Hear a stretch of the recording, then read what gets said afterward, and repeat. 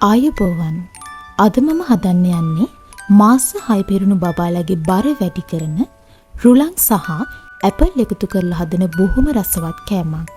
මේකේ තියෙන පෝෂණය ගැනත් අද අපි කතා කරමු.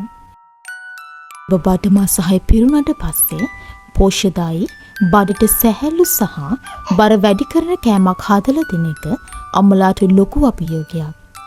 ඇපල් වල අඩංගු විටමින් C සහ තන්තු මකින් බබාලගේ ප්‍රතිශක්තිය සහ ජීර්ණය ශක්තිමත් කරනවා. රුලන් කියන්නේ බබාට දවස පුරා අවශ්‍ය ශක්තිය සහ යකඩ ලබා දෙන ඉතා සැහැල්ලු ආහාරයක්. මේ කෑම එක බබාගේ වර්ධනයට ඉතාමත් ගුණයි. ඒ වගේම අම්මලා මතක තියාගන්න ඕන තව කාරණයක් තමයි මේ හැම කෑම වේලකටම වඩා වයස අවුරුදු 1ක් වෙනකන් අපේ බබාලගේ ප්‍රධානම ආහාර වේල වන්නේ මව්කිරි. මව්කිරි කියන්නේ බබාලගේ ප්‍රතිශක්තිකරණය ගොඩනගන බබාට ලෙඩ රෝග වලින් ආරක්ෂාව දෙන මිල කරන්න බැරි ස්වභාවික ඖෂධයක්. ඒ නිසා හැම කෑම වේලක් දෙන ගමන් කිරි දීම නතර කරන්න එපා. බබාගේ වයස සහ බර අනුව මේ ෂෙඩියුල් එක මම හදාගත්ත විදිය තව තවත් පැහැදිලිව හරියටම පියවරෙන් පියවර සකස් කරගන්න ආකාරය ගැන මම මගේ ඊළඟ වීඩියෝ එකෙන් ඔයාලට අරන් එන්නම්. බබාගේ නිින්ද කිරි සහ කෑම වේල් එකිනෙක ගැටෙන්නේ නැතිව බබාට සහ අම්මාට ගොඩක් සැහැල්ලුවෙන් දවස ගත කරන්න පුළුවන් වෙන මේ ෂෙඩියුල් එක සකස් කරගන්නේ කොහොමද කියලා අපි එදාට විස්තරාත්මකව කතා කරමු. ඒ නිසා ඊළඟ වීඩියෝ එකත් එක්ක එකතු වෙන්න අමතක කරන්න එපා. අපි මේ වීඩියෝ එකෙන් ඔයාලට ගෙනාවේ බබාගේ වර්ධනයට අවශ්‍ය ශක්තිය සහ විටමින් පිරුණු පෝෂ්‍යදායී රුලන් ඇපල් කෑම එක. මේක බබාගේ උදෑසන ආහාර වේලට ගොඩක් ගුණයි.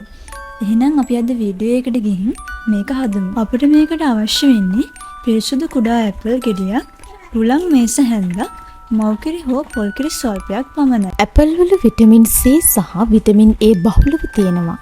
මේවා බබාගේ ප්‍රතිශක්තිකරණ පද්ධතිය ශක්තිමත් කරනවා. ඒ වගේම ඇපල් වල තියෙන පෙක්ටින් කියන තන්තුමය කොටස බබාගේ බඩ වේලීම වළක්වා මල පහ පිටවීම පහසු කරන. ඇපල් වල අඩංගු ප්‍රතිඔක්සිකාරකය බබාගේ මොළයේ සෛලවල සෞඛ්‍යයට ඉතාමත් ගුණයි.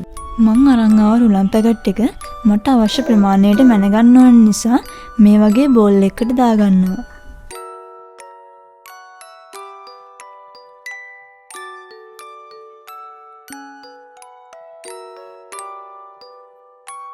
ඊට පස්සේ මේකෙන් මේස හැන්දක ප්‍රමාණයක් උතුරපු උණු වතුරට දාලා තඹ ගන්නවා.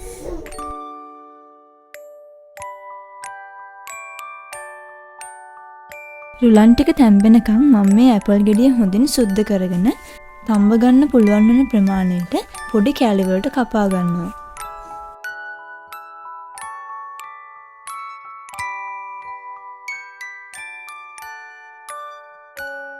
ඔන්න මේ තියෙන්නේ අතින් හොඳින් පොඩි වෙන තරමට වාෂ්පෙන් තඹගත්ත ඇපල් කෑලි ටික.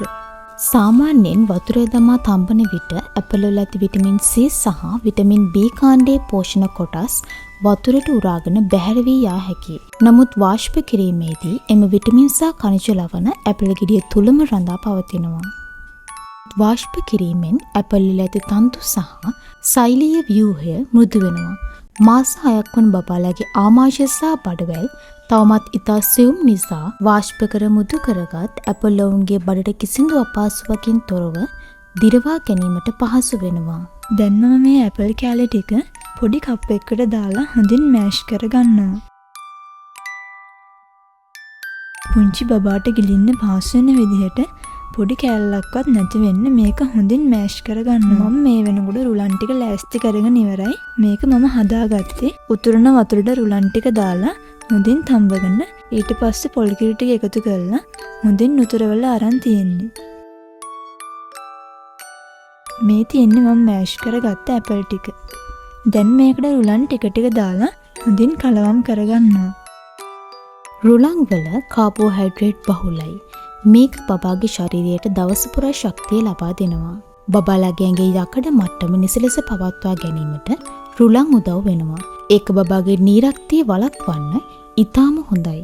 රුලන් ඉතා ඉක්මනින් දිරවන ආහාරයක්. ඒ නිසා බබාගේ පොඩි බඩට කිසිම බරක් නැහැ.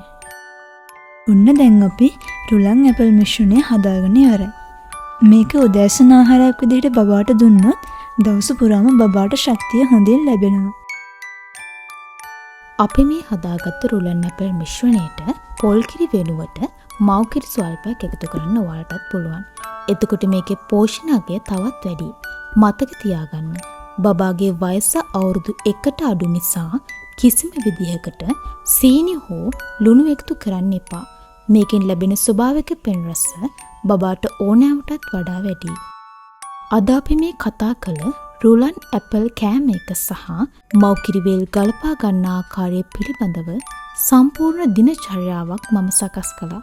බබාගේ වයස සහ බබාගේ බර අනුව මේ කාලසටහන පියවරෙන් පියවර සකසා ගන්නා ආකාරය ගැන මම ඊළඟ වීඩියෝ එකකින් ඔයාලට අරන් එන්නම්. රුලන් වල තියෙන ශක්තියයි ඇපල් වල තියෙන විටමින් සහ තන්තුයි එකතු වුණාම මේ කෑම වේල බබාට මොනතරම් ගුණද කියලා දැන් ඔයාලට තේරෙනවා ඇති.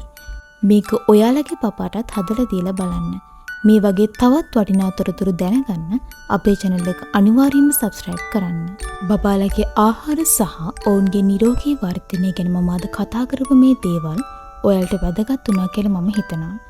අපේ බබාගේ පෝෂණය ගැන සහ බර වැඩි කරන තවත් රසවත් සහ ගුණදායක ආහාර වට්ටෝරු ඒ වගේම අම්මලාට නිතරම ගැටලු ඇතිවන බබාගේ කෑම දීමේ ක්‍රමවේදයන් ගැන තවත් බොහෝ දේවල් ඉදිරියටත් මම ඔයාලට අරන් එනවා. ඒ නිසා අපේ channel එකත් එක්ක දිගටම එකතු වෙලා ඉන්න කියලා මම මතක් කරනවා.